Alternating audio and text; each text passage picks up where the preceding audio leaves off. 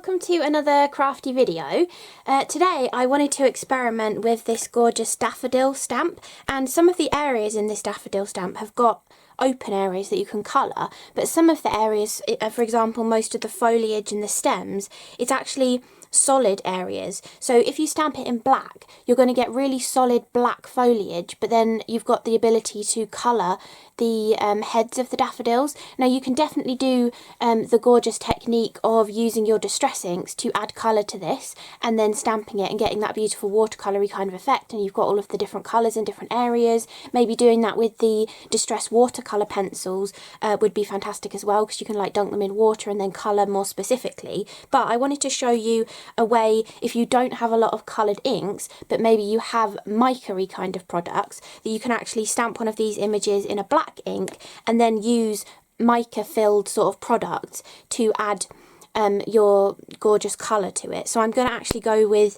some Zesty Lime and some Green Bay Pixie Sparkles, and these are really nice strong colours. They're really going to show up over the top of the black. And then I'm also going to go with a bit of Sandstorm to be the yellow colour, but because we've got some of these open areas and I don't have like an orangey Pixie Sparkle, I'm actually going to use some of the Sandstorm mixed with Wild Honey and Spice Marmalade Distress Inks, but that could also be watercolours or you know, anything water-based that you could mix in that's like a translucenty colour. You can mix in with any of these Pixie Sparkles to give them a bit of a different colour tone. But because you might be thinking, why can't I just get like one colour of a Pixie Sparkle and mix the green ink in with that to get the green to go over the black? But the trouble with that is these colours aren't going to show over the top of black because they're a translucent ink. So you want something that has got a green mica in it, and the Green Bay has got a lot of blue and green solid sort of micas in there. So is the Zesty Lime as well, but I haven't got the actual label on my bottle of that one. But they've both got lots of beautiful actual green sparkle in there, so they're going to show up as green over the top of the black. So first of all, we want to decide where we want our image on our card. Now obviously you kind of think portrait image, stamp it portrait onto my card, but I want to actually stamp it landscape so that it just gives it a little bit of a different layout, and we don't have too much of this foliage at the bottom. We're going to have lots of the beautiful flowers and then just some of the foliage coming in from the bottom. So I think I'm going to place it about there, and then use my magnets to hold it down, pick it up, and then I'm using VersaFine Clair Nocturne to stamp it in, but you can use any black ink really, as long as it's not really going to shift too much with water on top of it. So you could use an archival if you wanted to, or any kind of black ink that tends to be more permanent once you've like heat set it. This one is an oil based one, so if I just left this it would be perfectly fine to work on top of it, but I'm going to just waft the heat gun over it a little bit just to make sure it's really nice and dry, and not too much of it is going to bleed anywhere when we're working on top of it. So you want to make sure you've got a gorgeous impression on this, so press nice and firmly. And I think that's pretty good, so I'm going to leave it at that, and then all I'm going to do is dry this a little bit and I'll clean off my stamp, and then I'll come back to show you the colouring. Okay, so I've just given that a quick waft with my heat tool just to dry it off, and now we want to make our different colours for painting it. So what I like to do is, you can use a spray bottle. I tend to just pick out a water brush from my pot and then just make some little puddles because it makes it a little bit easier. So I want the two greens, but then for the two yellowy colours I'm going to squish the ink onto here, and then I'll put the puddle of water onto there. So we'll just get all of our little palette of colours ready, and this is one of the Woodware ink blending mats, which I often use when I'm making a lot of cards, because you can just move it out of the way, then you don't have to waste it. You can come back to it and use the rest of the ink that's on there later, which is nice. So we're going to go Sandstorm in both of the yellowy orange colours.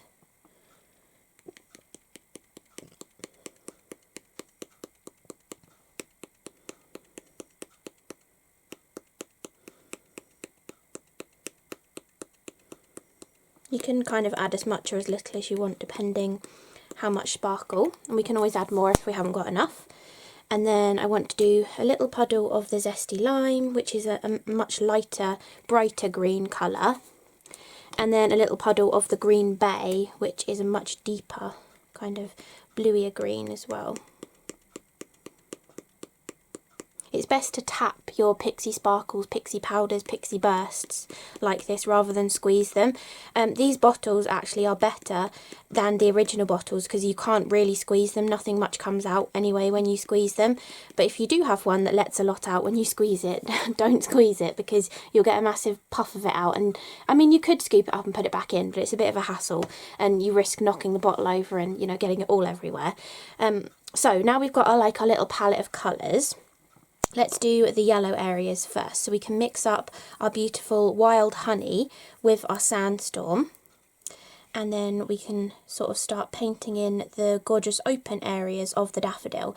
And most of the daffodil areas are open, but some of the trumpet areas in like the shadow have got the black lines. So we can make sure we pile on a lot of that sparkle in those kind of areas. And we can also come in with the spiced marmalade as well to kind of deepen up the orangey tones. And if the spiced marmalade isn't deep enough, we could always add a little bit of carved pumpkin into there as well to make it really nice and deep. So you can just sort of have fun colouring in or painting in all of the daffodils.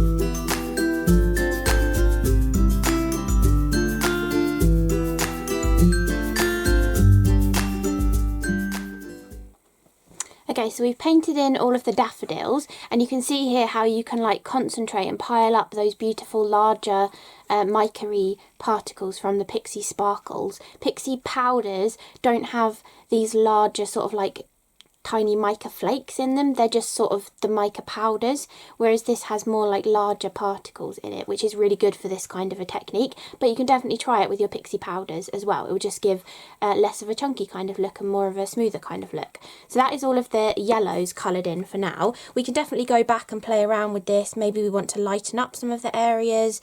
You can just do that by putting a little bit of water out onto your mat, and then maybe like re-wetting areas, and then using your bit of kitchen roll to kind of dab it up a little bit if you want them to be lighter areas. You could have started with just the sandstone and then added in the mixed in colours as well to give lighter variations of your yellow, because I know some daffodils have hardly any colour to them at all, and some of them have a bright orange kind of trumpet to them. So you can kind of play around with whatever kind of mixture of daffodils you want to do. And then for the foliage, all we're going to do is I'm actually just going to use like a mixture of the colours, I think, and possibly start with the mixture but add in lighter and darker tones where I want to. And literally all we're going to do is paint over those solid black areas. And I'm trying to stay within the lines, so I don't really want to go over too much. But you can see, because these Pixie Sparkles have got the beautiful green coloured mica in them, and I mean the Sandstorm has a golden mica in it, but because it has the green or the gold, it is sitting on top of the black and showing as that colour. Whereas if you had something, maybe you're using a product and even though they're different colours, they might have the same colour of mica in them. So when you use them like this, the foliage would just become the mica colour, which is often like a silvery colour, rather than actually having the green pigment of a piece of foliage. So it's quite nice to be able to use the Pixie Sparkles in this way. So now all we want to do is just carefully paint over all of these little areas, and the little tiny brush that I'm using is one of those fine detail Arteza brushes that I've been using for years. It's one of the same ones still. I think I had only 2 of them in my pot, and they're still the same 2 that I've been using since I did those original gouache videos years ago. So they're really good little paint brushes. I'm always using them for splatter as well. And talking of splatter, once we finish colouring in all of the foliage, we're going to do a little bit of splatter too.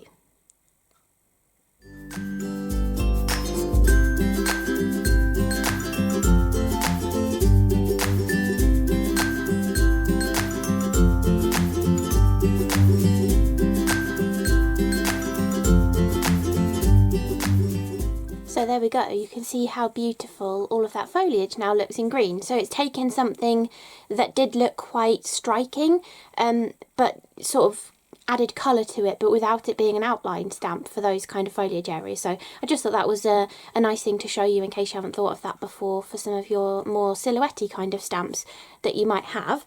And then to kind of finish this card off, I'm just going to mix up some of those green tones together and then just add a little bit of splatter, because I do love a little bit of splatter. I feel like it means that you don't have to have created a full background on your card. Like, I mean, you could have, if you wanted to, done like a light blue watercolour-y wash or ink blending in the background before you stamped the daffodils on there, and then that would have given a beautiful background. But I do love the sparkly kind of splattery effect.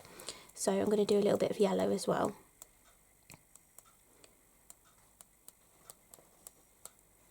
Okay, and then I'm going to leave that to dry, and then I'll come back and show you how I'm going to finish it. So that's all dried now, and I think to finish it off I'm going to go with a spring Wordie, which is set number 16. So I wonder if any of these that are already cut out would work nicely. The gorgeous Wordies from Creative Expressions, they come with 2 sheets of each, so each sheet has all of the same wording on them. And you can kind of see the sort of selection that's in this spring set, and you get 2 sheets that are black with white writing and 2 sheets that are white with black writing, and the black is toner so you can foil it, and I did do a video on that a while back if you want to check that out. So for this one, what kind of, oh, You Are My Sunshine, that's quite a nice one, isn't it? Because I know they're not sunflowers, but they are beautiful. Like, yeah, I think I like that one. But there's tons of different ones in here, like Have a Beautiful Day. What's this one say? Sunshine is the best medicine. Hello there, spring is in the air.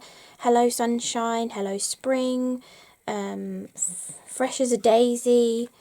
Full of the joys of spring. All sorts of gorgeous different sentiments. And I just keep them all together in a little A5 binder sort of wallet that has the holes down the side. So I think all I'm going to do is cut that end bit at an angle and then just stick that on, really. And I'm going to go in that little gap there, so it's sort of between where those daffodils are, and I'm just going to have it coming in from that side. So really, really simple to finish that card off, but a really lovely sort of different way of colouring a stamp that has colouring in areas but also has silhouetted kind of areas.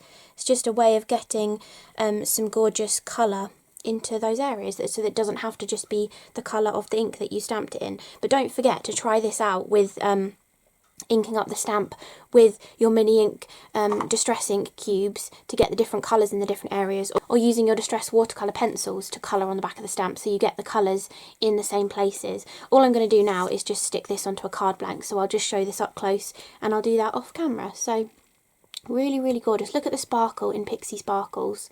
I mean, you can see why sparkle is in the name of them, because they're just absolutely gorgeous. And that Sandstorm one, it's got such beautiful large gold mica flaky particles in it as well. Really, really pretty. And even the dainty little splatters look so beautiful because they really catch the light nicely. So really hope you enjoyed this video. Thank you so much for watching, and I will see you in the next one. Bye!